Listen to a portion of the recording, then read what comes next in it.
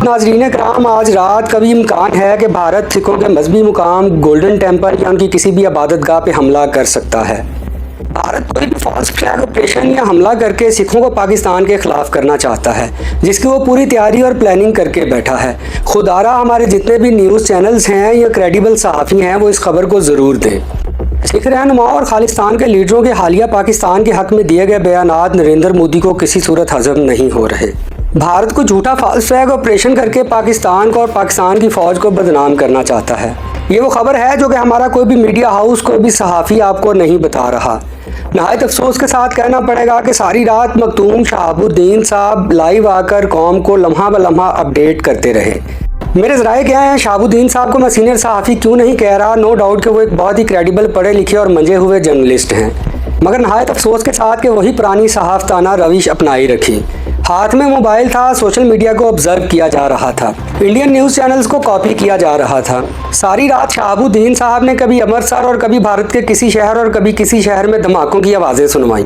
खुदारा मेरी एक आपसे रिक्वेस्ट है, आप बहुत ही मंजे हुए और पढ़े लिखे जर्नलिस्ट हैं। मैं कौन हूँ, क्या हूँ?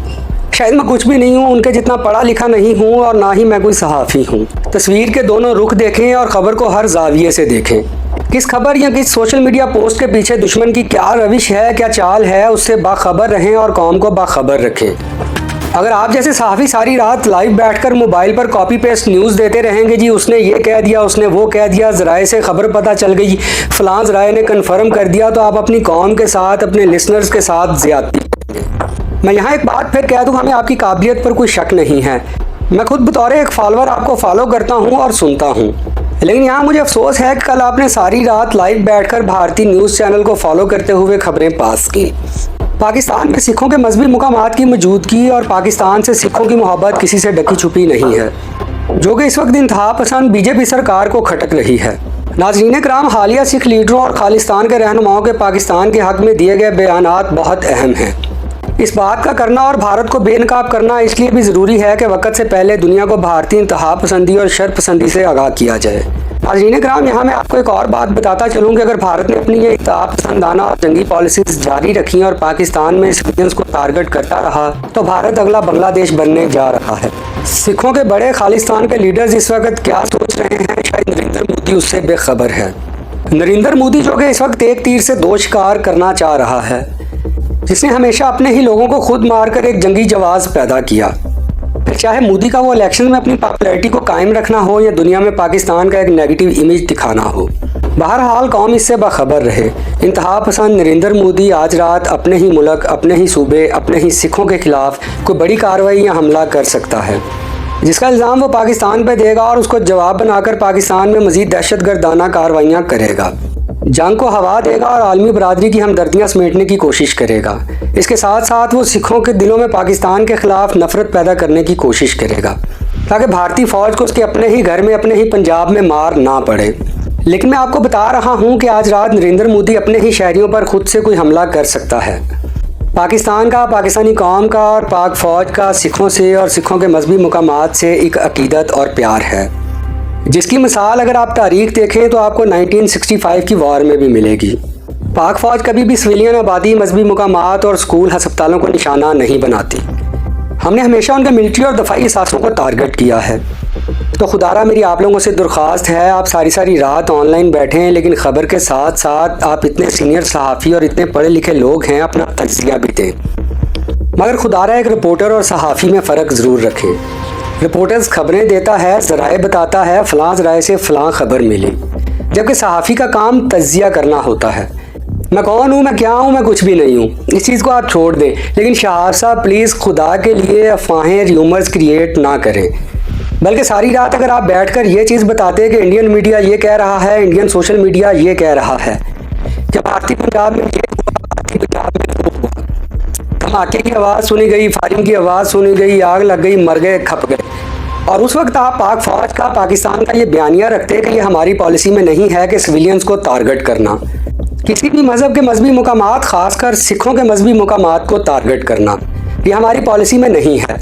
सिखों से और उनके मजहबी मुकामात से हमारी एक ख़ास अकीदत है, जिसकी एक बड़ी वजह यह भी है कि सिखों के 5वें गुरु अर्जुन देव जी ने जब भारत में गोल्डन टेम्पल का संगे बुनियाद रखना था, तो उन्होंने ये संगे बुनियाद عظیم کراماتی صوفی بزرگ حضرت میاں میر سرکار کے ہاتھوں سے رکھوایا۔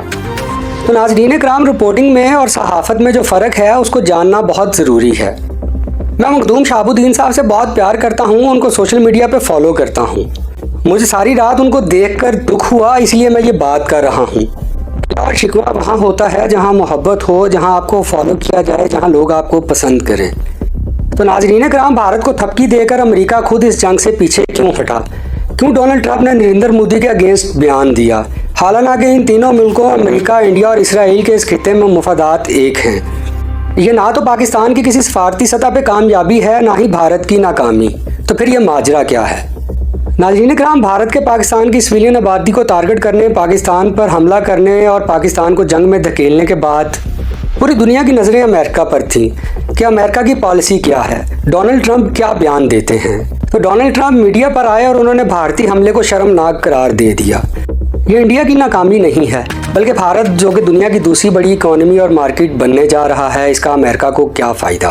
سوال یہ ہے۔ بھارت جو کہ اپنے فائٹر جیٹ فرانس کے استعمال کرتا ہے، رافیل جن کا ابھی پاک فوج نے حالیہ قبرستان بنایا، ڈیفنس سسٹم S-400 وہ روس کا استعمال کرتا ہے، تھارڈ اسرائیل کا ہے۔ تو پھر اس میں امریکہ کو کیا ملا؟ ڈونلڈ بزنس مین ہے، کاروباری شخص ہے، وہ سیاست اور ملکی مفاد کو کاروبار کی نظر سے دیکھتا ہے۔ ٹرمپ اب انڈیا کو بلیک میل کرے گا اور اربوں ڈالرز کی ڈیل کرے گا۔ وہ اس کو اپنا اسلحہ بیچے گا جو کہ بہرحال بعد میں پاکستان اور مسلمانوں کے خلاف کشمیر میں استعمال ہوگا۔ یہ یہود و کفار کل بھی ایک تھے، آج بھی ایک ہیں، یہ کسی بھی طرح مسلمانوں کے ساتھ نہ تھے، نہ ہیں، نہ رہیں گے۔ شاطر دشمن اس وقت آپ کو میدان جنگ میں شکست دینے کی بجائے چالوں میں زیادہ پھنسا رہا ہے۔ تو خدارا آگاہ رہیں، آپس میں تفرقہ نہ پڑنے دیں، آپس میں ایک رہیں۔ یہ وقت ملکی سیاست کا نہیں ہے، پاک فوج کا ساتھ دینے کا ہے۔ اور ناظرین کرام، یہاں آپ لوگوں سے ایک اور بات کرنی ہے کہ خدارا اپنے آس پاس پاک فوج کی کسی بھی نقل و حرکت کی تصویر یا ویڈیو سوشل میڈیا پہ اپلوڈ نہ کریں۔ اس سے آپ دشمن کو اپنی فوج کی ڈپلائمنٹ اثاثوں کے بارے میں آگاہ کرتے ہیں۔ آپ کو سوشل میڈیا پہ پوسٹ کی گئی چند منٹ کی ویڈیو آپ کو چند ایک لائکس تو دے سکتی ہے، لیکن ملک و قوم کا بہت بڑا نقصان کر سکتی ہے۔ اس وقت پورے ملک کے ہر شہر، ہر صوبے، ہر قصبے، ہر گاؤں، ہر گلی میں تقریباً پاک فوج موجود ہے۔ اپنے محافظوں سے پیار کریں، ان کی خدمت کریں، ان کو کھانا کھلائیں، ان کو پانی پلائیں، نہ کہ پاک فوج کی اور دفاعی ساز و سامان کی تصاویر اور ویڈیوز بنا کر آپ سوشل میڈیا پر اپنی لوکیشن کے ساتھ اپلوڈ کریں۔ اگر آپ ایسا کرتے ہیں تو آپ دشمن کو دعوت دیتے ہیں، جی ہاں میں یہاں ہوں، میری فوج یہاں ہے، آؤ اور ہم پر اٹیک کرو۔ تو خدارا اس چیز سے بچیں، بطور قوم تھوڑا سا سمجھدار ہو جائیں، میچور ہو جائیں۔ آپ ساری زندگی لیتے رہیں گے، اس وقت اپنی پاک فوج کا ساتھ دیں۔ ناظرین کرام، ایک اور بہت ہی ضروری اور اہم خبر میں آپ کو دوں گا۔ یہ خبر بھی ایسی ہے کہ پاکستان کا کوئی بھی نیوز چینل، کوئی بھی صحافی اس پر تجزیہ نہیں کر رہا کہ امریکہ انڈیا سے کیوں ناراض ہے، ڈونلڈ ٹرمپ نے فوراً انڈیا کے خلاف، مودی کے خلاف بیان کیوں دیا۔ وہ خبر یہ ہے جو کہ آپ دیکھیں گے بعد میں وقت ثابت کرے گا کہ امریکہ اصل میں انڈیا سے چائنا پر حملہ چاہتا تھا، جبکہ انڈیا نے اسرائیل کے کہنے پر پاکستان کے اوپر حملہ کر دیا۔ نریندر مودی اپنی سیاست، عزت اور ملک تینوں چیزیں بچانا چاہتا تھا۔ نریندر مودی نے نہ صرف امریکہ کو دھوکہ دیا، اسرائیل کو دھوکہ دیا، بلکہ اس کے ساتھ ساتھ اس نے اپنی پوری قوم کو بھی دھوکہ دیا۔ ناظرین کرام، امریکہ اس وقت اس سچویشن میں انڈیا سے چائنا پر حملہ کیوں چاہتا تھا؟ رافیل طیاروں کو لے کر انڈیا کا مستقبل کیا ہے؟ آگے انڈیا کے ساتھ کیا ہوگا؟ داخلی اور خارجی امور پر انڈیا کن مشکلات کا سامنا کرے گا؟ تو اگر آپ حقائق پر مبنی خبریں اور میرا تجزیہ سننا چاہتے ہیں تو میرے اس YouTube channel RJ story teller کو سبسکرائب کر لیں اور بیل آئیکن کو پریس کر لیں تاکہ آپ کو میری ہر نئی آنے والی ویڈیو کا نوٹیفیکیشن آپ کی اسکرین پر مل سکے۔ تو ملتے ہیں اگلے ولاگ میں، تب تک کے لیے مجھے اجازت دیجیے، خدا حافظ۔